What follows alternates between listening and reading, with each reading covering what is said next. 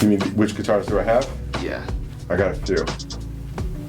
I got a Hofner Beetle bass from the late 70s. That's the Paul McCartney bass. I've got my 82 gold top Les Paul reissue. Yeah. It was like an anniversary issue. So those things are like 37 years old. At least I've had them. Damn. And then I've got Gretsch Country Gentleman, Gretsch Tennessee Rose, Rickenbacker 36012. I've got Epiphone EJ160E. I've got an Epiphone Casino that's got all the modifications. These are all older. They're a mix. They're a mix, but most of them are guitars based on because they were older. Epiphone Casino with all the mods. I've got I've lost track of some. I've got a Rocky Strat, a Strat. That's Do you have like a storage for this? Yeah, it's all in storage. Sheesh. Yeah. One day I'm gonna get there. I'm gonna think like I want to have a nice collection of guitars one day. Yeah. And not all of these cost a lot of money, but they're worth a lot. Yeah. Yeah, because when you bought them, they probably weren't worth that much. Or yeah. The Hofner was worth way more than I bought it for. The gold top Les Paul, I was told, do not get rid of this guitar. It's probably worth a good amount. Good amount, yeah. I made a deal when I got it. I would never sell it. That was my deal with the devil. I have this acoustic that I found in someone's closet, 1972 Yamaha, and it sounds amazing. And I was asking the guy at the guitar store, I was like, how do I get one that sounds like it? And he's like, you're not going to. Yeah. A vintage guitar has a vintage sound. Yeah, he's like, you're not going to get that sound. Yeah, it's hard to do. He's like, you're not going to get that sound. I got lucky with a new one. I got another Epiphone. Acoustic? I got it, yeah, EJ200. Also another George Harrison looking guitar. And the thing plays unbelievably. Oh, I bet. I bet. Yeah. So what do you tell the people what you do, man? Psychotherapist. Psychotherapist. Licensed psychotherapist, licensed mental health counselor, licensed professional counselor. Those are the 3 designations I have. Those are all legal terms. I can say them legally. Yeah. How'd you get into that type of stuff though? Like, was it like you said was it like your parents that were? Both my parents were psychoanalysts, so I grew up in and around the field, literally and figuratively. I had a library of Freud books growing up.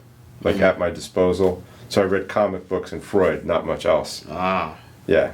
And then a couple of accidents happened, and next thing I know, I got down to Florida, and I'd helped somebody write their dissertation, a student of my mother's, and I didn't know where my life was headed, and this guy put me in a direction I never expected.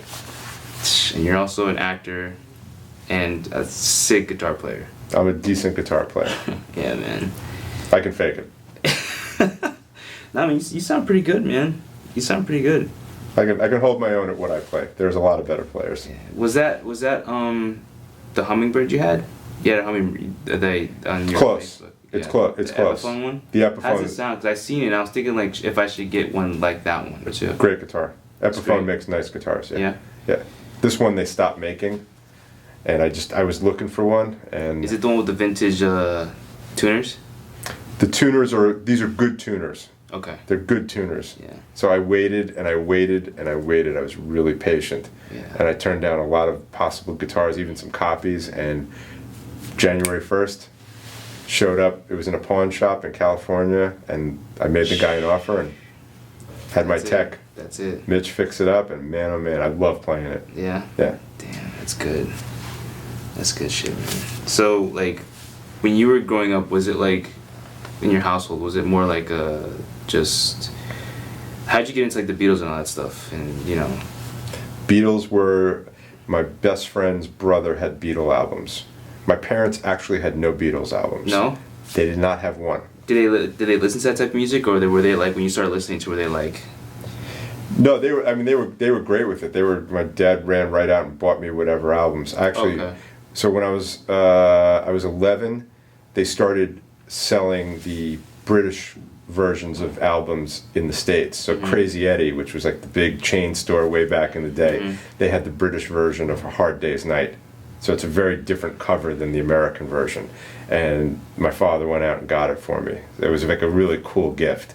So I had the Red and Blue albums, which are the greatest hits, like when I was 7, 8 years old. And I just had a fascination that was just obsessive. It's one of the only things I've ever obsessed with. That's cool, man. Yeah. That's cool. But a total freak accident. And the rock and roll album, I had the cover of the rock and roll album, and I thought these guitars are really And what cool. year was that? For me, 1976, 1977. Yeah, that's when it started. So I'm 7 years old. Then I'm sure you started hearing like Led Zeppelin and like all that type of stuff. Yeah, I was exposed to a lot of classic rock. In my house, no. In my house, it was... But like with your friends and stuff, yeah. Or Yeah, it started after about age 10, 11. I started playing in a band. I got exposed to like more hard rock, and I was perfectly happy with my Beatles. I still am, but... Yeah, that's one thing, like, playing in a band, like, would probably be like that must be a crazy thing. I still haven't done that yet. I've done it twice. I actually done it 3 times. Do you feel like it makes you better as a player? That was no question. Yeah. And the 3rd time really made me better as a player. It took me 9 months of rehearsal to get on stage as George Harrison. 9 months it took me. Damn. Yeah. But then you also think about when you hear like the classic albums like Song Remains the Same, you think how much time actually went into that. It's incredible what they pulled off. It was great, right? Great stuff. That's... Do you like live albums better than the? It just depends on what it is. Yeah. I'm more old school, and the stuff I grew up on was Carole King, Judy Collins, John Denver, Jim Croce, whose son I think is playing here this weekend in Miami. I grew up on AM radio, so it's a very different era. And then it became more classic rock. So I've listened to everything. So I kind of appreciate it all. Disco. I mean, I'm the original MTV generation. Yeah. Yeah. Yeah. So you were into like the whole Guns N' Roses thing, or not? Not me. No, I was. I mean, I thought they were good. I just wasn't a fan. This is like too heavy for you? Yeah, it didn't appeal to me. Yeah. AC/DC, that was different. I liked AC/DC. I like AC/DC too. We played an AC/DC song at my bar mitzvah. Kid Which you one? not. We played 4 songs, and I didn't know all of them by listening to them. The band taught me. It was "You Shook Me All Night Long," "Back in the USSR" by the Beatles, "My Kind of Lover" by Billy Squier, and "Iron Man" by Black Sabbath. And did you played it, or like did you like play it in the band, or We like played played it. it like No, speakers? we played it, 4 of us. Me and 3 of my friends. We played all 4 songs. Did a little show in the middle of the bar mitzvah. Damn, that's Yeah. insane. And we tried to recreate it about a year ago. How was your parents' reaction to that? Were they like, what the hell, or is it like? No, they were like, good. They're paying for the damn lessons. He better Oh play. yeah. So like, Yeah, he better play. Yeah, no, they were very into it. I was very lucky that way. Okay, so They encouraged it. They encouraged the whole creativity side of it. Yeah, in fact, I often tell the story. I started playing guitar at 7 because my father wanted me to play guitar. I hated it. I sucked, and I tried to quit. And my father would not let me. He would not. He refused, and he was to be reckoned with. And now you're like. And now I go and play live. I just got into a festival, so it's been talk about getting your bucket list. It's actually 8 years ago this week. Yeah, 8 years ago this week that I played my first gig as George Harrison. Really, my first real gig. Damn. Yeah, and that happened in my 40s. So I had a lot of failure before I got to that. Yeah, and just to be like him, George Harrison is like one of the greats, man. I couldn't have had more fun playing for thousands. And you have, but now does that help you in your acting though? Do you feel like? It's gotta help. Yeah. Can't hurt. Because I feel like, then you're becoming someone. You're becoming George Harrison. Yeah. That isn't easy to do. I've never been sure, but I had fun doing it. Yeah, man. Yeah. I'm sure like the process of it, you're like, man, like whatever happens. It was just go amazing. for it. Now, did you realize that going all in is the only way you can do it? Going all in is much more fun. I would rather go all in. Yeah. We had a great time. I must have played, I calculated roughly, when I figured it out over about a 3 plus 4 year period, 25,000 people I've played in front of. I was like, after that, I played for a couple of crowds of like 3,000-4,000. Like, it's staggering. Damn. So 4,000 people. Damn. I get nervous when I play when I play for like 2 people. well, you build up. Yeah, of course. I'm older though, so. Yeah, of course.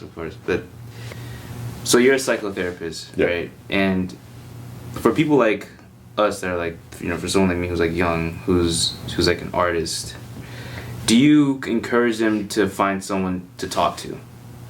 As in like getting like maybe a therapist or something like that? For sure. I think it's something everybody needs to do. Mm-hmm. Everybody.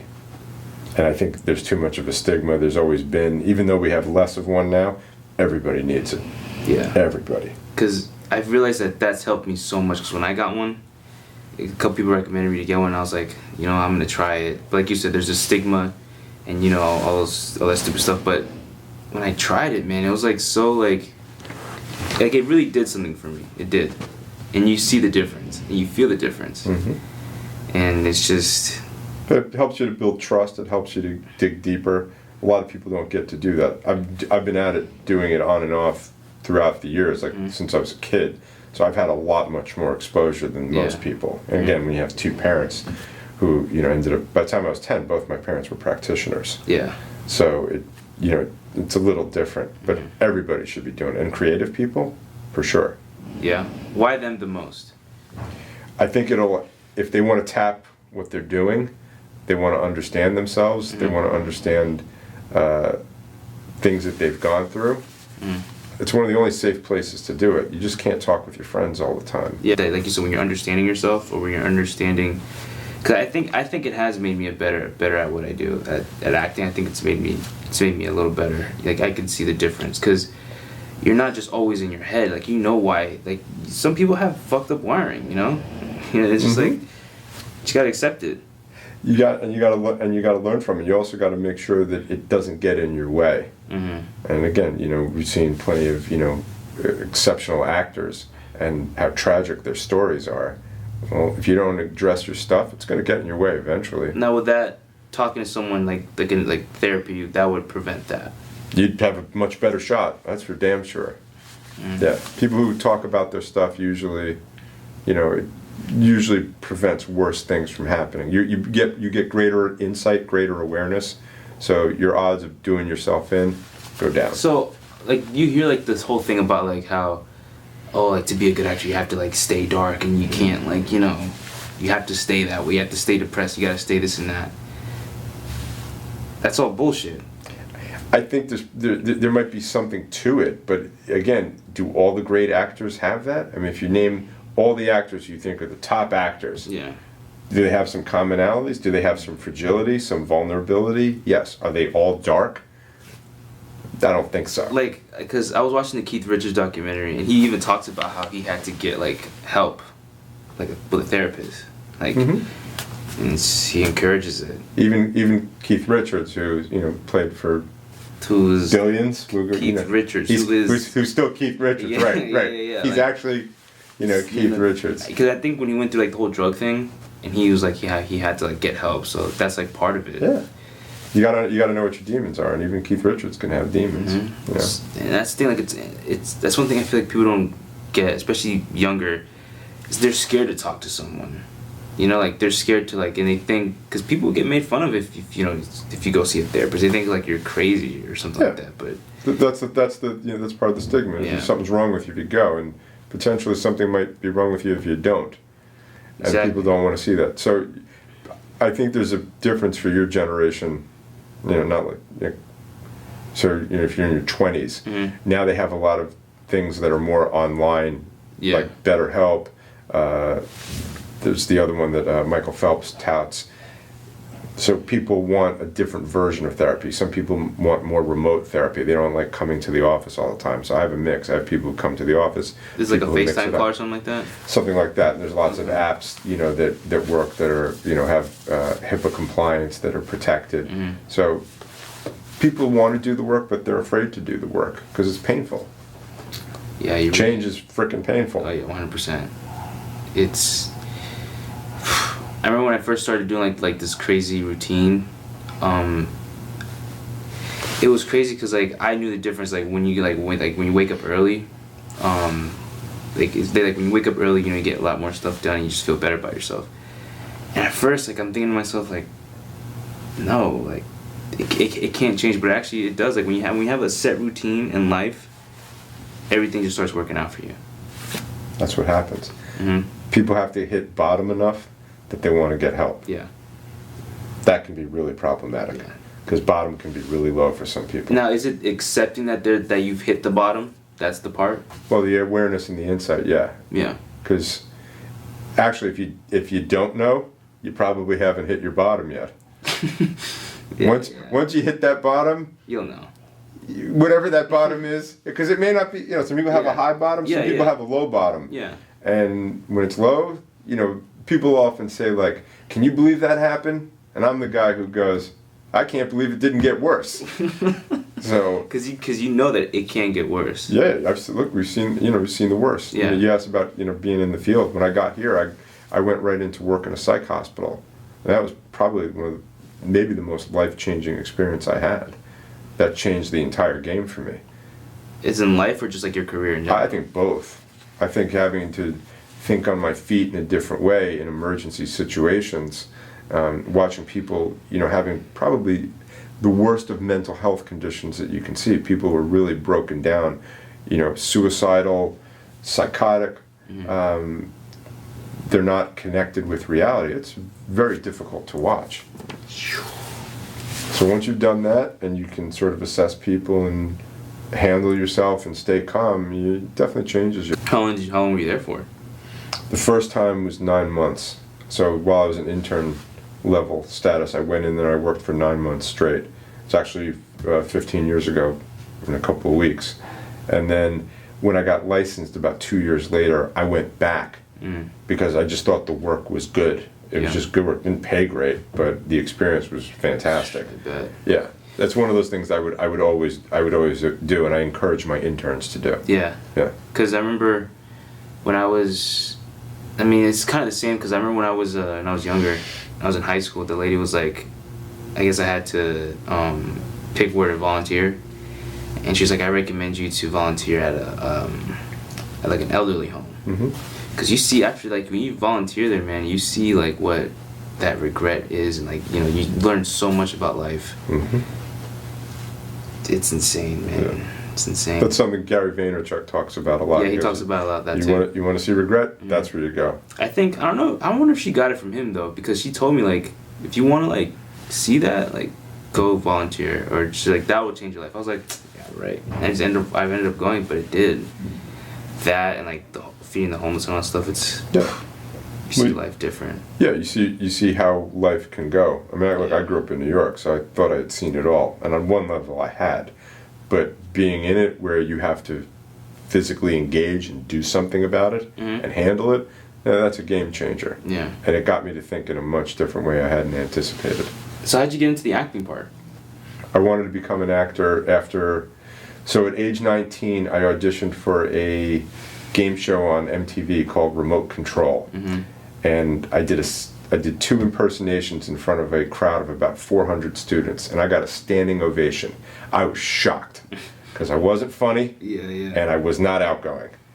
After that, I decided to do stand-up, and I was already taking an acting class. I got into doing stand-up. I actually ended up opening for some decent names in my early 20s. I knew I wanted to be an actor. I was not ready to do it.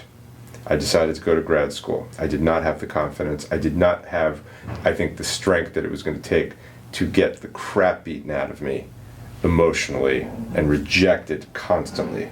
I don't think I'd been through enough at that point. So, but I knew that's what I wanted to do. I liked comedy, I liked writing, I liked Saturday Night Live, Monty Python, all that kind of good stuff, Kids in the Hall, In Living Color. So I waited.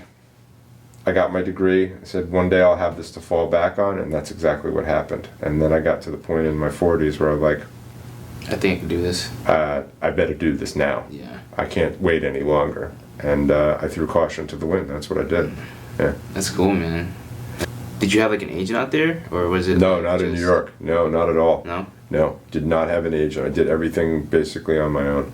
Damn. And you start to think, like, how different it was then. Like, there was no Instagram. There was no Facebook. There was no cell phones. There was no... back when I was 21, 22, a well-known manager was ready to sign me with her. I was not ready. She'd actually said something to me that really shook me. Yeah. And I didn't handle it, I think, appropriately. I just wasn't ready to look at it. So I put it away for 20-something years. So when it came later to go into it in my 40s, I didn't really care about any success. I only cared about making sure I did everything I could to say I can walk from this and I have no regret. And when you're not worried about losing, because there's no way to lose, you're in a good spot. And I was. Was it always in your head though? Always. Always? Always. Like you were still dabbling in it, like little by little. I've done stand-up writing, and I had I met a writer from Saturday Night Live when I was 32, and he gave me some great advice, and I said, one day I'm going to follow through, and that's what happened 3 years ago. I went back to New York, and I went to Upright Citizens Brigade, started taking classes. That was the advice, in essence, yeah. Yeah, that's like the dream, to like take classes in New York, man. Just as an actor, just doing my thing. I took a risk. I went on different sets working as a background actor. I really learned what you do, because I didn't have a clue. Yeah. Yeah. When I had the chance 20-something years ago, walked from it. I was not ready. Not ready. My ego was not ready to take that hit. And I knew it on some level. So I had a real regret with that. Because I was afraid of failing back then. Yeah. I had to get to where I don't care if I fail. There is no failure. Yeah. Not like doing now it. there's no like you have to accept just like at least I tried it. That's right. Yeah. And because I didn't do it, I knew on some level I was scared when I was younger. There was no way around it. I had no choice but to run into the wall head first. Yeah. And see if I can get up. The thing is, like, you knew that you weren't confident enough to withstand that. I did on some level, and I knew more as I got older. So the regret grew much bigger. You felt like you had to live life a little bit? Yeah. Yeah? Yeah. I think I knew I had to go to grad school. I had to get my degree. Something told you that? Yeah. I don't even know if it was my mother that told me that. But I think she wanted me to make sure I have my degree. She used to tell me this great story about this ophthalmologist or ophthalmological surgeon who wanted to do stand-up, and his mother basically told him, go to school, get your degree, you'll have something to fall back on. And that he ended up becoming a comedian, and he would fly around on his own plane because he made so much money. Personally, I think the story's bullshit. I think she told me that just to trick me. She did a damn good job though. She sold me on it. But that's what happened, because I had enough wind in the sail that I could take the risk and go up. Yeah. And I took a hell of a risk. Yeah. Yeah. I risked everything to go up. Yeah. I make no bones about that. But worth every dollar.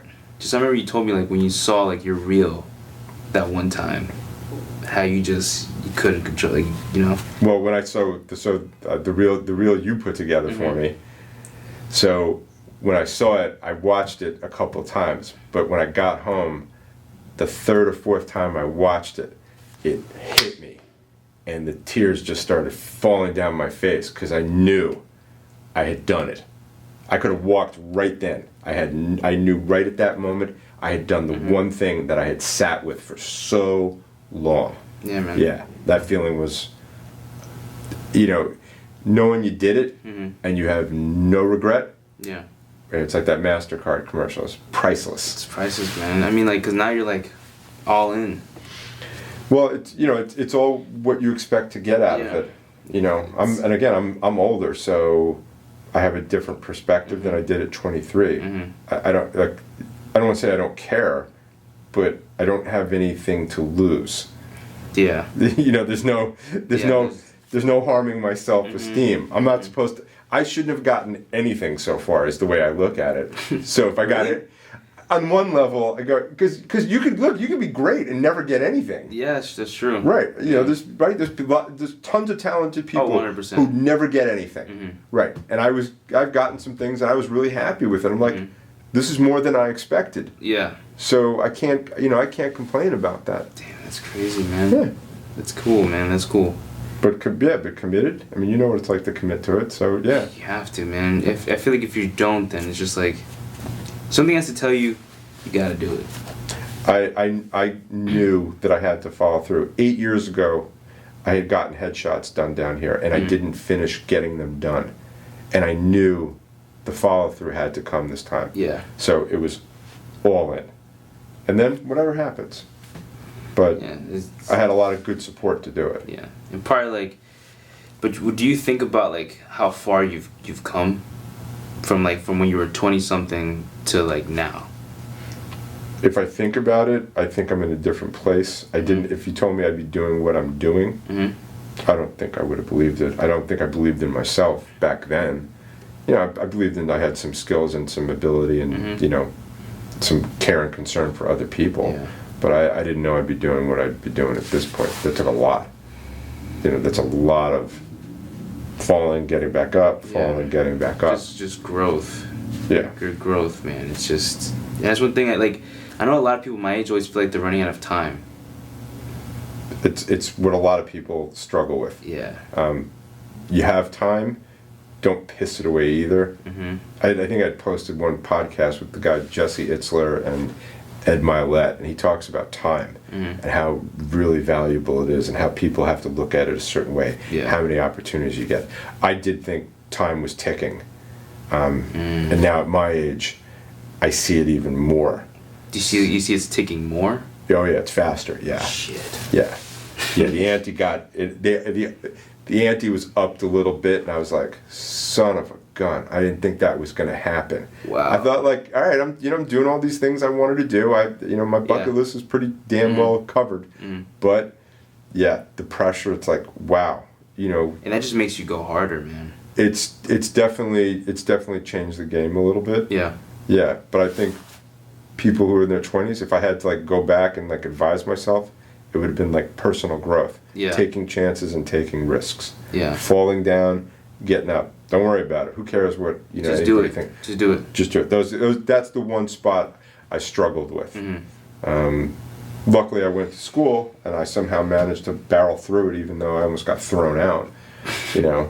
But it turned out that I went to grad school not wanting to go. Yeah. Just knowing that if I do this someday, I don't know when, this will be in my back pocket and this will save my ass and lead to something. And that is exactly what happened. It's one of the only good decisions I think I really made when I was. Do you think like there has to be like that balance though with the time, like the balance part of it, as in like it's like you do like, because I know some people are like, oh, like fuck sleep, you gotta go hard on, but it's like you do need to sleep, you do need to go out and have fun, but not all the time. But it's the balance in life, you know. You do need to experience it. So yeah, you have to have the balance. I tell people you gotta have emotional, spiritual, intellectual, physical, and social areas of your life have to be covered properly. If you don't manage yourself that way, you're going to be out of balance. Yeah. And you're going to be unhappy. People think money's going to make them happy. Well, that doesn't work because rich people commit suicide too. Yeah, you go look on Wall Street when the Dow goes down just a little bit, people are jumping off the fucking buildings. Jumping off buildings. I know plenty of, again, last year, Kate Spade, Anthony Bourdain. Iced themselves. Right. Were they happy? Obviously not. And they had everything. Seemingly they did. To other people's eyes, they had everything. Correct. But if you don't have it internally, you don't have it. You'll always be broke. Right. And that's what people understand. I think people got to value their time. They got to value their mental and emotional, physical health. Yeah. But there's a lot of work to be done that way. Yeah. And people are too caught up in the BS, social media, and all that other stuff. Yeah. So it's true, man. Yeah. Even though like a lot of business goes down in social media, there has to be a balance in that also. Of course. Like you're not living through there. You have to go out and experience these things. I just think a lot of people don't get that part of it. Just especially like kids my age, like they think everything is they need it tomorrow. Well, they're caught up in this game that they're getting something that they're not getting. They think that, I talk to kids and it's like they think they have to know everything already. Like they have to figure out a 15-year-old figure out what he wants to be when he grows up. Like you're barely out of freaking puberty. How the hell are you going to know that? Yeah. Most people quit their job and even change careers 4 or 5 years in. 50 to 60% of marriages don't last. Like how the hell are you supposed to know this at 15? You can't. Just like people that get like. That's like one thing is like, oh, you have to learn, you have to know you need to know what you're doing. You can't. You have to know yourself before you can do that. Yeah. That's like one thing, man, that I talked to my therapist about was like, you don't need to know everything. It's impossible. She's like, you're young, like you don't need to know everything. And it's okay, like. You have nothing to learn at that point. It's over. If you can't learn, you're screwed. Not the good way. Of course. If you stay like that, then you're never going to evolve. That's right. I think that's like an important thing, is to evolve, not to just stay one person the whole time. Because then if that's the case, then, you know. There's developmental psychology. Part of it's the study of development, and there's a span in your life. Now, we grow and we change. We should. We can maintain some of our youth as we go along. Of course. I mean, I'm not looking to get older that way. Yeah. I work hard at maintaining it. Yeah. But people lose sight of the fact that that's something that you have to grow, and you have to be really sharp about how you manage it. Really sharp. And I don't think that many people do it. Wow. Yeah. Yeah. Especially when you start to look around. Well, you look around, you get caught up, and everybody's telling you, you're not doing this enough, you're not doing enough of this, everybody's getting ahead of you, and it's like, what you might be doing okay, really well, just grinding it out and doing what you're doing, and if you're doing what you want to do and you really believe in yourself, you're probably ahead of most. Just because you don't have millions of dollars doesn't really mean jack. Yeah, I mean, there's a lot of people there's a lot of people that have millions of dollars and lose it all. Sure. There's people that like win the lottery or whatever, they just don't know how to use it, right? Or whatever, and because then they realize, oh, okay, so it's not just about the money. No. A lot of people. That's what it takes, man. I feel like. Well, look, you can be happy with less money. You can be content. You can be happy and have more money. How you feel about yourself and what you're doing and what your purpose is what really matters. That's what really matters. Right. People have, we've lost sight between social media, technology, a lack of eye contact. Yeah. People staying in marriages that suck, on this notion. Settling on this notion, we're doing it for the kids. No, you're doing it for yourself. Yeah, you're doing it for yourself. The kids know your marriage sucks. They hear the arguments. They hear the arguments. They see the fights. So, it's this bubble. It's like, the old Keeping Up with the Joneses. For those people who don't give a crap, it works out pretty well for them. If people aren't, if you're doing what you want to do and you feel good about it, you know it. It's the old song, if you're happy and you know it, clap your hands. Yeah. It's the same damn thing. It's the same thing. It's the same thing. If you're trying to go to the beat of somebody else's drum, if you're trying to just please your parents, it's not going to work out. Yeah, I've learned that. Yeah. Yeah, I've learned that. So that's a lot of people, depending on where they come from culturally, socially. Yeah. There's a lot of pressure to do that.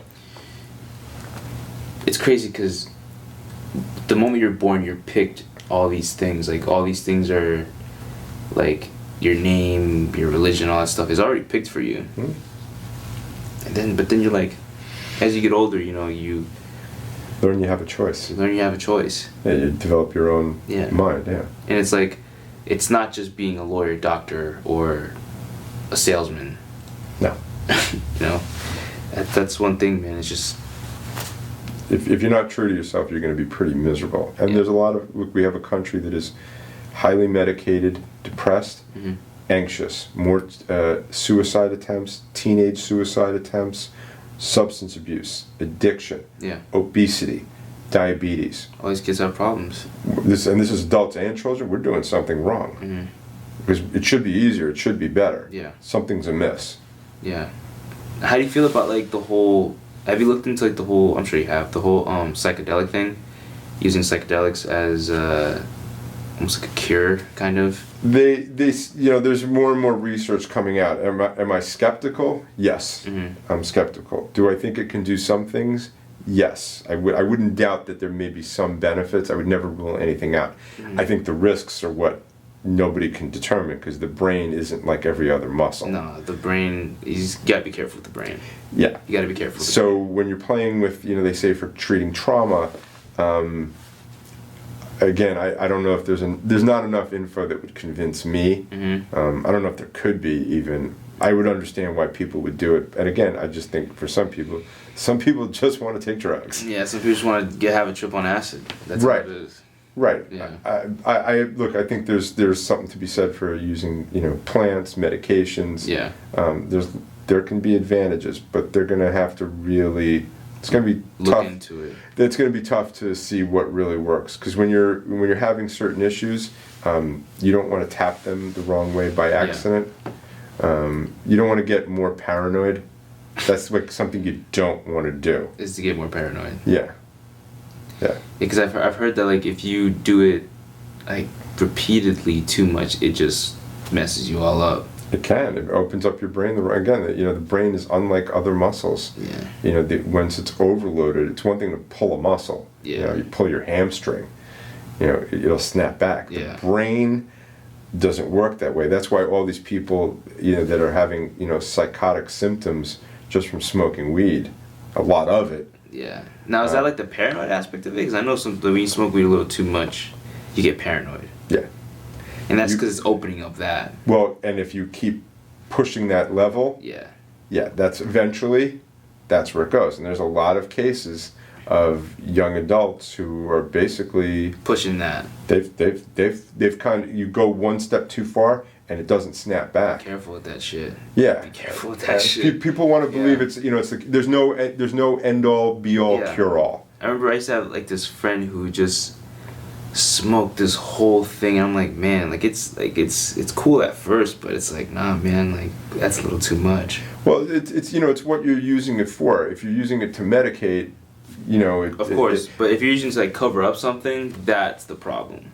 That's what happens is one leads to the other, and that's when it becomes a drug. It's not going to work well.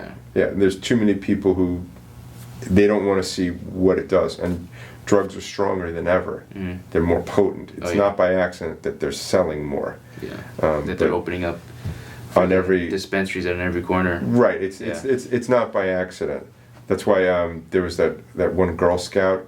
She put up a stand, sold out her cookies in front of a CBD place. Like in literally like 10 minutes, she sold out all her cookies. It was all over the news. It's marketing, man. That's a brilliant kid. That's 100%. That's an entrepreneur. 100%. I was impressed with that. Yeah. You're like, okay, she gets that one. Yeah, but I think people want to just tap out and medicate their feelings, and they want to numb everything, and it's going to work out very badly. It builds my business, but because sometimes it doesn't numb it. It just doesn't numb it. It gets to a point where it doesn't do what you intended, and then it backfires, and that's a real problem. That's it, right? Because you don't deal. Backfires. It actually backfires. What happens in particular with people smoking weed? One thing that happens is it supposedly at first it'll make them less anxious. Eventually, that doesn't happen, and when that goes, look out. It's a problem. Oh yeah. Yeah. That's why like I feel like you don't want to do it too much. It's like you have to do it like at the right, It's one thing if somebody does it, socially, let's say. Yeah. But the human brain doesn't really develop till you're 25. Doesn't know the difference yet? If your brain isn't developed, you got to question everything you do that messes with it. And there's a lot of brains out there taking the hit again and again. The brain can't take all the pounding. No muscle can. Yeah. But the brain is really susceptible. So we're seeing it. Again, we're not that far from the substance abuse treatment capital of the world. $1 billion industry grew, and now they're starting to see there's a lot of problems with that industry. Like, we actually have problems here. Yeah. So, just like how like they're giving like I know a lot of people who are in their 20s now. They were like there's a lot of like I know this one kid they were giving him Adderall at like 11 years old. Yeah, I think that medicating children is a critical thing. I'm not saying it shouldn't be done. I wouldn't, I would leave that to the doctors. However, just because your kid has attention deficit, there might be more than one reason. And the parenting comes into play, and a lot of parents don't have good boundaries and good rules for their children, and they wonder why the kid's out of control. So, Johnny might be excited because you're leaving him up, watching porn in his room at 10. Well, he might need some Adderall at that point. It doesn't mean you're fixing the problem. Yeah. That just means you're calming him enough so you don't have to put up with him. Yeah. And he's not going to learn any skills, and he's going to be a bigger pain in the ass when he's 15. Because that porn is fucking him up. Yep. He's not learning skills. Him up. It's not improving his self-esteem. Yeah. Yeah. That porn is fucking him up. And it usually turns out really badly. Oh yeah. And like, but 11 years old though, like Adderall to an 11-year-old kid. How badly could an 11-year-old be doing in school is what I've always wondered. Right.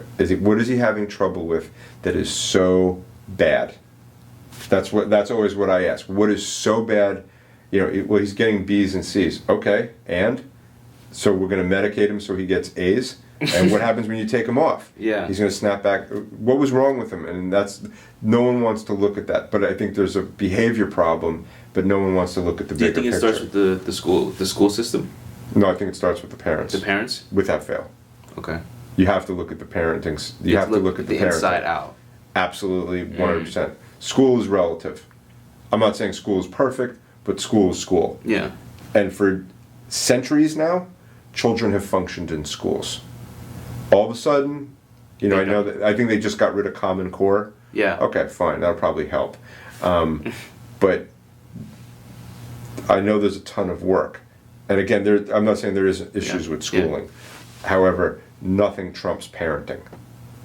When parenting goes well, school goes well. Because every kid needs that mentor or like that person or, it's sometimes they just don't get it at home. Well, if they don't get it at home, they're going to look for it elsewhere. And again, that's why a lot of people find a peer group that's not going to be too healthy.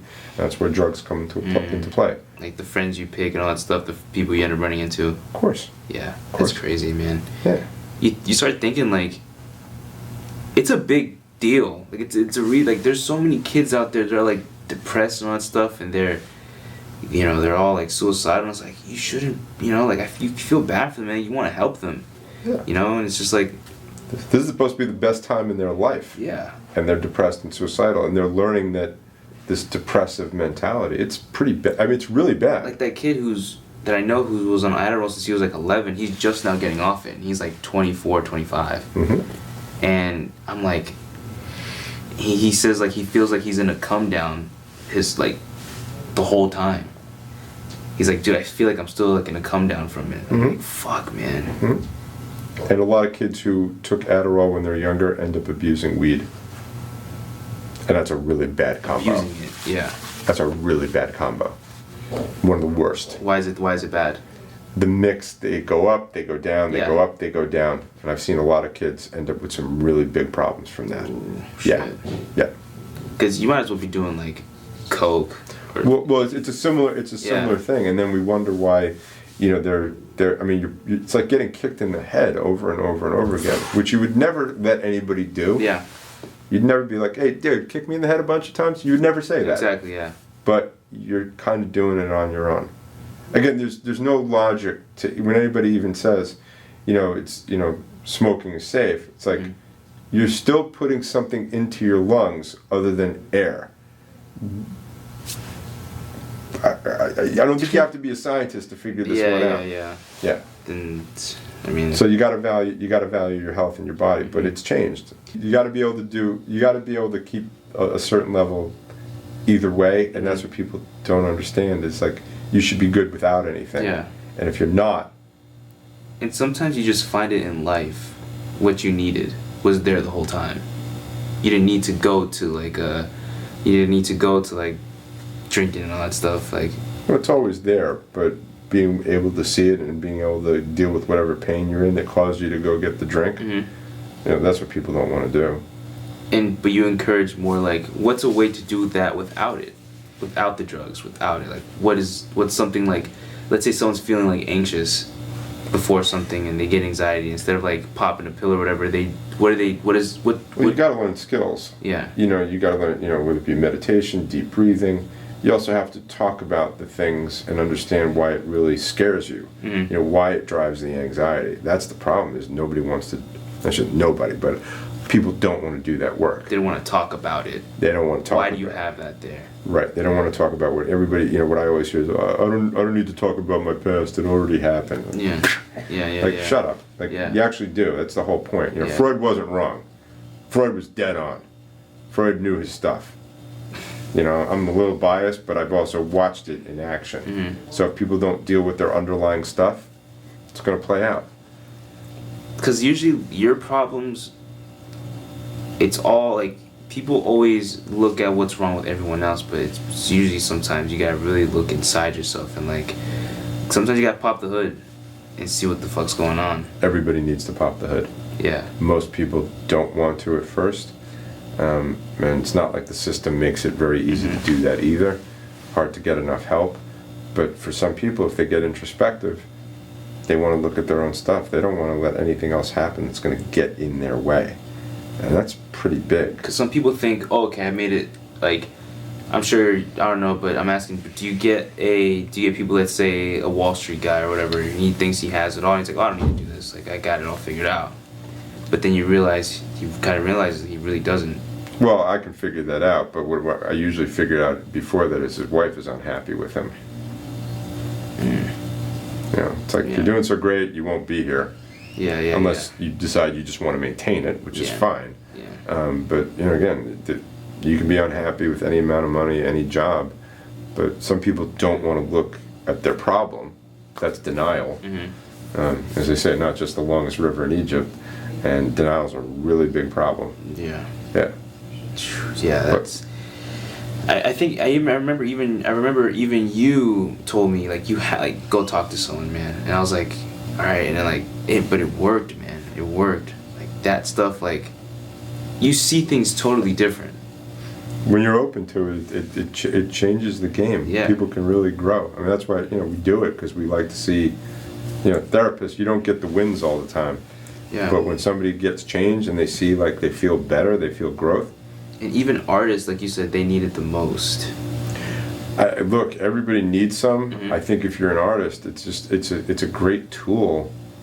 Again, you know, just as anybody as a human being, like we all have stuff, we all have issues. We're all people. We're all people. So it's like you put yourself in that position, you can grow.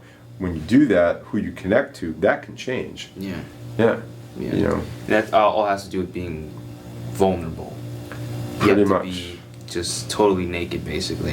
Yeah. If you have the ability to do that, that's, you know, I think actors who can do that. If you're watching great actors talk about what they do, I've heard that theme constantly. Yeah, you gotta be naked. Yeah, it opens them up. So Yeah, if you've practiced it in somebody's office, I don't know. I'd bank on their ability to do it. Outside. It's made me. I feel like it's made me better, even if it's just by a little bit. But it has. I see the improvement in it. As in now, it's just like, you know, like I've been open to this person before. What's this gonna do? And you just, you know, I'm sure like the whole thing with the whole George Harrison thing that you did. You're probably like, just gotta be naked, man. You gotta just go in full in on George Harrison. I wanted to have fun. Yeah, that's it. Yeah, I wanted to enjoy it. How was that feeling though, coming off the stage and you were George Harrison? You're like, fuck, man. It's one of the most amazing things. The biggest crowd we played, I definitely worked the crowd that night because one guy's voice was a little shot, and I basically said, I might be able to match this. I don't see how I can top it. Yeah. You got thousands of people responding to you. It's pretty. I mean, there's no drug that could possibly come close, and I always knew that anyway.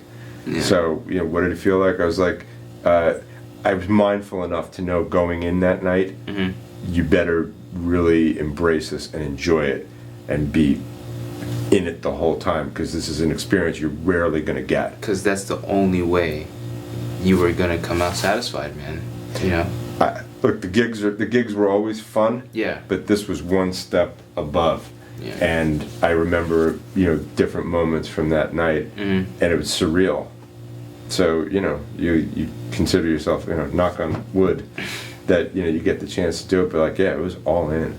Have fun with it. Just have fun. That's in anything you do, I feel like. Yeah, I was very grateful that I was getting the chance to do it, because that's what I always wanted to do. That was bucket list. Bucket list item 1 was to play in one of those bands. I did not expect to play George, but once I got it, I was like, this is obviously what it's supposed to be. Are you on a time crunch? Nope. No? Okay. Yeah, man, that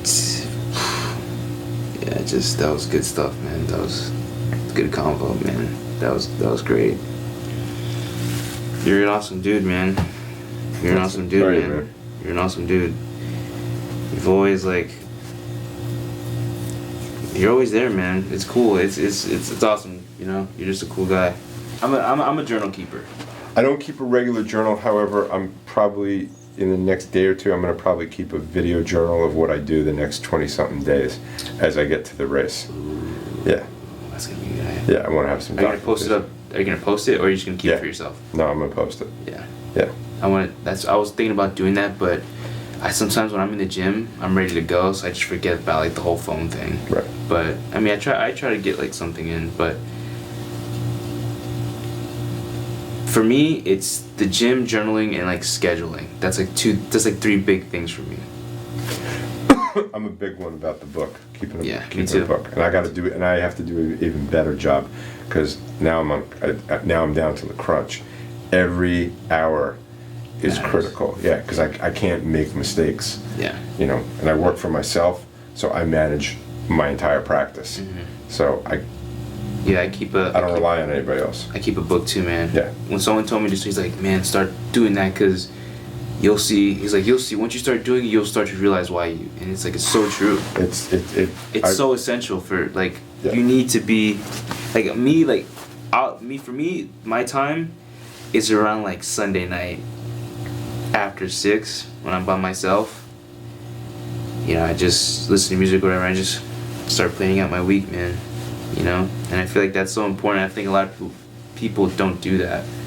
Is the planning aspect of it, and how like you need like a routine, but that all starts with a routine, man, in the morning.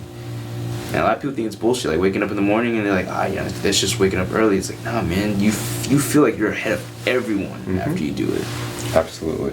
Yeah, you feel you can't be beat. That's crazy, right? Yeah, I like the fact. How long have you been doing that? Like, have you had a solid routine for? Working out in the morning? Yeah, or is it just recently? The only time I don't think I had the workout in the morning specifically, I think, is when I had a regular 9-to-5 job for the 2 or 3 years. Then I think I did it probably after work. I don't know that I did it in the morning. Other than that, I've generally always exercised in the morning, worked out in the morning. When I was a teenager, I played basketball. Yeah. I was up at the crack of dawn, ready to go. Yeah, that's how it was when I was in high school. When I played ball, they would make us on Saturday mornings for workouts. It was insane. But then, like, they were actually teaching you something there. Yeah. We just didn't know it. I did it during season and out of season. Because I played in a gym against men. Got my ass kicked every weekend. But you need that. Without fail. But I was always up 6 o'clock out the door and drove to the gym. Because that's the discipline, that I needed. So I don't have a problem getting up and doing it. And that falls in your life. Like, it ends up going into your life for some reason, right? How, like, it just ends up, like, makes things, for some reason, they start going right. Absolutely. Things start going your way. It's like magic, kind of. It's like, but then when you're not on that routine, you see the difference. I feel it. I feel it too. I don't like being out of my routine. Me neither. I do not like it. That's why for me, time is a big thing. Like, people are like, oh man, you're always so on time with stuff. I'm like, you have to be, man. Because there's going to be a time you need to be on time for that one meeting. That's right. There's going to be that one meeting you need to be on time for. Showing up is, what do y'all say? Showing up is, 99%. Yeah. Yeah. And if it's the whole thing's true. Like, if you're late, you're on time. I mean, if you're on time, you're late. And if you're early, you're on time. I'm always super early for everything. Yeah, me too. I'm ridiculously early. Me too. I'm usually like 30 minutes early, at least. Yeah. Yeah, I have to be, man. But it's... When I go to my office tomorrow, I'll be there an hour ahead of time. Yeah, because you got to set up. No, just getting in, but I'm just always way ahead. And just, I feel I like having that comfort of that cushion. Yeah. Yeah. How, like, okay, like, just come in and it's time to rock and roll. Right. Yeah, man. Well, thank you so much, man, for doing this, man. My absolute pleasure. It, man. I really do freaking appreciate it. You're an awesome dude. So are you, man. You're an awesome dude, man. Tell them your Instagram and all that stuff, and like where they can get you or where they can find you. That thing. What was it? At Jason Eric Ross. Is that it? That's pretty much all you need. That's my thing on any social media. Yeah. Do you have anything coming out like on TV or anything like that, or? No, not yet. I'm waiting to hear about one thing that may be. I can't say yet. Yeah. Okay, cool. That's exciting. One thing I shot that I'm very proud of. That's freaking exciting, dude. Yeah. I've been waiting quite a while, but it may be coming. I hope it works out for you, man. Yeah. Thank you. I mean, I'm always rooting for you, man. Thank you, man. Fingers crossed. I appreciate it, bro. You're